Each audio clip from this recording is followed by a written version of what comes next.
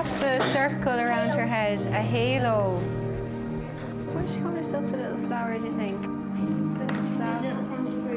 Doing this. The children are learning all about the Martin family, St. Therese of Lisieux's family. For the children, the Martin family represented for them love, especially in face of trials, because they were learning that the Martin family were actually a very ordinary family, and they had a lot of difficulties and trials in their own lives, and that what held them together was their unshakable love for each other. The children didn't use a particular colour scheme today when they're colouring in the icon of the family. Each of them can put their own unique slant on their family because, of course, you know, no family is perfect. Each family has their own trials, difficulties, maybe different home experiences. And that was all kind of coming true in what we were learning as well about the Martin family, and reflected in the way the children coloured in the icons of the family as well.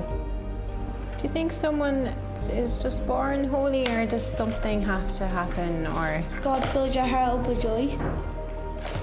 Absolutely, that's a beautiful thing to say. Can any of us be saints? Sometimes. For myself, the Martin family are hugely inspiring in the way that they represent all family life, especially I think in the way that they stayed united in their faith together. Their faith was a huge stronghold for them in the face of all of their trials. And it shows us that in any sufferings we experience in family life, whether it be through bereavements, through illness, whatever it may be, that God's love triumphs all of that, and His love is unshakable for each of us. Even when changes occur in family life, the one constant that we can be assured of is that love that He fills us with. So who can see your real beauty? God and Jesus. God. Very good. With the older classes, we took some magazines and they cut out pictures of what they thought today represented an ideal family or a perfect family. Some lovely images of Therese with her dad there. We're showing the children in the Martin family as an example of a Christian family because their life wasn't perfect in the way that we would normally expect if we were to look at a family that has so many saints. Perfection is not like, for example, what they were looking at in the magazines, or that's not where their beauty comes from. It comes from who you are yourself, who you were created to be.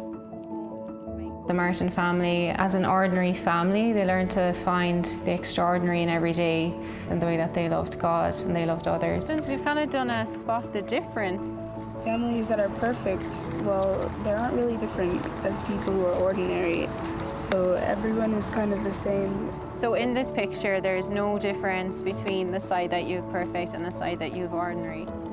It's been very touching, I think, for the children because they've realised they're learning about a saint who was actually very normal, who was a child as well, experienced the same childhood things that many children experience and the same trials that many families experience, but that God can work through that and transform us when we open our hearts.